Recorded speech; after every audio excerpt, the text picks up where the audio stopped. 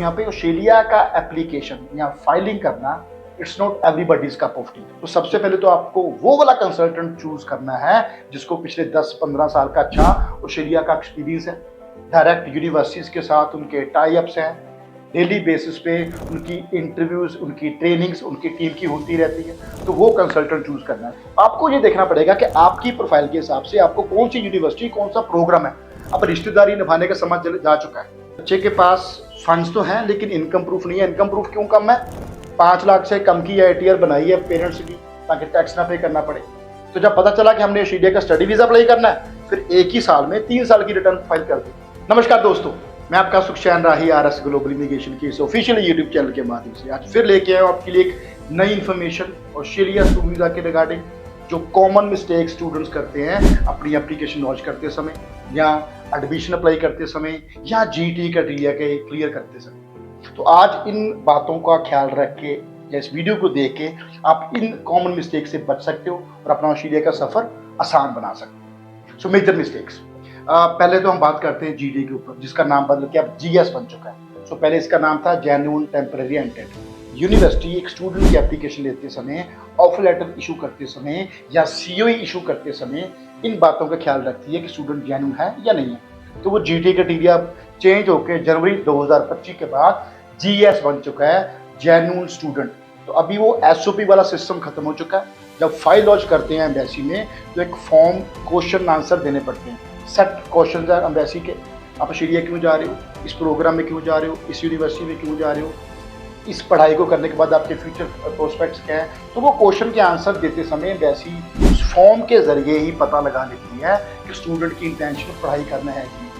पहले क्या होता था कि स्टूडेंट एक ही क्वेश्चन, एक ही आंसर कट कॉपी पेस्ट करके एजेंट लगा देते थे। अब वो समझ आ चुका है। एक बात मैं आपको थोड़ी सी बता दूं, यहाँ पे ऑस्ट्रेलिया का एप्लीकेशन या फाइलिंग करना it's not everybody's cup of T. जो कनाडा की फाइल करते हैं या यूके की फाइल करते हैं कंसल्टेंट, वो ऑस्ट्रेलिया की फाइलिंग कभी भी नहीं कर सकते।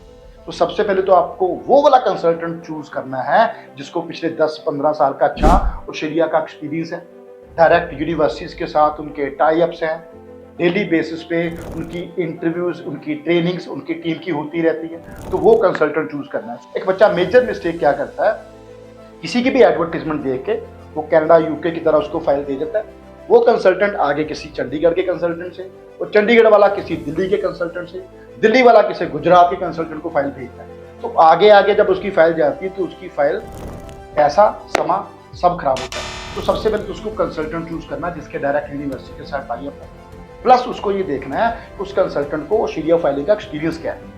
दूसरी सबसे बड़ी जो गलती स्टूडेंट करता है वो है, मैंने सिडनी जाना है, मैंने मेलबर्न जाना है, मैंने ब्रिस्बेन जाना है। इन 3 सिटीज के अलावा चौथा सिटी किसी स्टूडेंट को वहाँ पे दिखता ही नहीं, क्योंकि पिछले 10-15 साल से अगर बात करें तो बहुत बड़ा पंजाब से या हरियाणा से या नॉर्थ इंडिया से बच्चा इन 3 मेजर सिटीज में गया। तो आज बच्चे चाहते हैं जी मेरा दोस्त वहाँ पे पढ़ रहा है सिडनी में, मेरा कजन मेलबर्न में पढ़ रहा है, मुझे भी वहाँ पे जाना है। आपको ये देखना पड़ेगा कि आपकी प्रोफाइल के हिसाब से आपको कौन सी यूनिवर्सिटी, कौन सा प्रोग्राम है। अब रिश्तेदारी निभाने का समय जा चुका है। अब वो समय चले गया कि आप रिश्तेदारी निभाने जा रहे हो। आप ऑस्ट्रेलिया एक बेटर एजुकेशन के लिए, एक बेटर फ्यूचर के लिए जा रहे हो, ना कि रिश्तेदारी निभाने के लिए। रिश्तेदारी निभानी है दोस्तों, पंजाब में, हरियाणा में, यहाँ से भी निभा सकते हैं, वहाँ पे बड़ा अच्छा हमारे रिश्ते हैं। तो रिश्ते निभाने को छोड़ो, आप अच्छा फ्यूचर देखने के लिए जा रहे हो।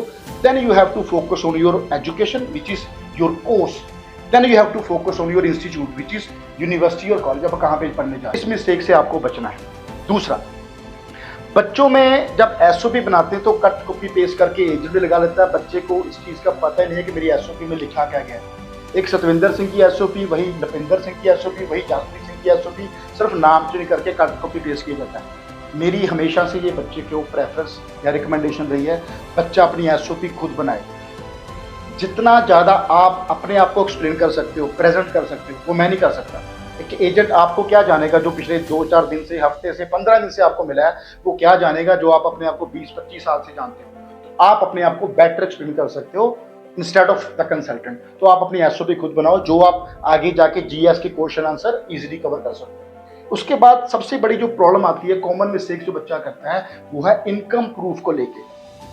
बच्चा क्या करता है, बच्चे के पास फंड्स तो हैं लेकिन इनकम प्रूफ नहीं है। इनकम प्रूफ क्यों कम है? 5 लाख से कम की आईटीआर बनाई है पेरेंट्स की ताकि टैक्स ना पे करना पड़े। तो जब पता चला कि हमने ऑस्ट्रेलिया का स्टडी वीज़ा अप्लाई करना है, फिर एक ही साल में 3 साल की रिटर्न फाइल कर दी। यूनिवर्सिटी और एम्बेसी इस चीज़ के ऊपर भी क्वेश्चन खड़े करती है। या फिर 5 लाख की ITR दिखा दी फादर की, पापा को दिखा दिया प्रॉपर्टी डीलर, 5 लाख की रिटर्न दिखा दी मदर की, मम्मा का दिखा दिया ट्यूशन सेंटर या बुटीक दिखा दिया घर की।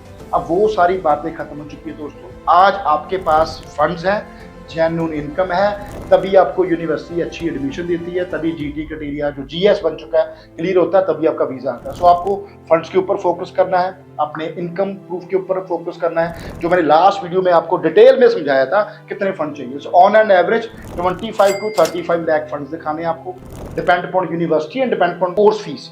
उसके बाद आपकी जो एनुअल इनकम है that should be 10 to 15 lakh rupees. अब बच्चों को फंड्स के ऊपर बड़ी कन्फ्यूजन है कि मैं किसके दिखाऊं। बच्चे अपने पेरेंट्स, अपने मदर फादर के, अपने ग्रैंड पेरेंट्स के, अपने नाना नानी के, अपने चाचा और मामा के 50% फंड्स, अगर नहीं भी पूरे हो पा रहे तो भी आप एक यूनिवर्सिटी में डिग्री करने जा रहे हो मेरे भाई मेरे दोस्त, आप उस ऑफर लेटर के बेसिस पे भी किसी भी बैंक से जो RBI गाइडलाइन के अंदर है उनके बेसिस पे आप एजुकेशन लोन सैंक्शन करा सकते हो। आज बहुत सारे बैंक चाहे HDFC है, ICICI बैंक है, एक्सिस बैंक है, ये एजुकेशन लोन बड़ी इजीली मतलब स्मॉल मतलब बड़े कम इंटरेस्ट पे देते हैं। तो वो आप लोन की सैंक्शन लेटर दिखा के अपना GT क्राइटेरिया इजीली क्लियर कर सकते हो अगर आपके फंड्स कम है। तो आपको फंड्स के लिए किसी फाइनेंसर के पास या किसी एजेंट के साथ मैन्युपुलेट करके फंड दिखाने की जरूरत नहीं है। आप हमारे पास आओगे, चाय पियेंगे, 10 मिनट के अंदर अंदर जब चाय खत्म होगी आपके घर से फंड निकाल दूंगा। ये मेरा दावा वादा इस वीडियो के जरिए आप लोगों को या स्टूडेंट को या उसके पेरेंट्स को इस चीज़ के बारे में एजुकेट नहीं किया गया किसी कंसल्टेंट की तरफ से कि फंड्स दिखा कौन सकता है, फंड्स कवर कैसे कर सकते हैं। सो बिना जुगाड़ लगाए, बिना किसी इलीगल एक्टिविटी के या बिना किसी फाइनेंसर को पैसे दिए आपके घर से पैसे कैसे निकालने हैं, ये मैं और मेरी टीम बड़े अच्छी तरह से जानते हैं। बिकॉज हम लोग पिछले 17 साल से बच्चों को ऑस्ट्रेलिया भेज रहे हैं। मेलबर्न में हमारा ऑफिस है, हमारे एजेंट्स की टीम, इमिग्रेशन लॉयर्स की टीम आपकी फाइल, आपके कोर्स, आपकी यूनिवर्सिटी के ऊपर आपके प्रोफाइल के हिसाब से सर्च करके आपको गाइड करती है। सो सिर्फ एक ऑफर लेटर लेना वीज़ा नहीं है, आपको एक अच्छा प्रोग्राम, एक अच्छा कोर्स, एक अच्छी यूनिवर्सिटी गाइड करना। सो इन जो कॉमन मिस्टेक्स का अगर आप ख्याल रखोगे फंड्स को लेके, इनकम प्रूफ को लेके या SOP को लेके या फिर सिलेक्शन ऑफ एरिया को लेके, तो आपकी एप्लीकेशन कभी भी रिजेक्ट नहीं होगी, वीज़ा भी लगेगा और पढ़ाई के बाद एक अच्छा फ्यूचर भी देख पाओगे। उम्मीद करता हूँ ये इन्फॉर्मेशन आपको अच्छी लगी होगी। अच्छी लगी हो तो काइंडली शेयर द वीडियो और अपने फीडबैक कमेंट बॉक्स में जाके जरूर हमें देना, सो दैट हम नेक्स्ट वीडियो में और अच्छी इन्फॉर्मेशन कंटेंट लेके आपको और इन्फॉर्मेटिव बना सके, सो दैट आप अपने फ्यूचर के लिए एक बेटर डिसीजन ले सको। शुक्रिया।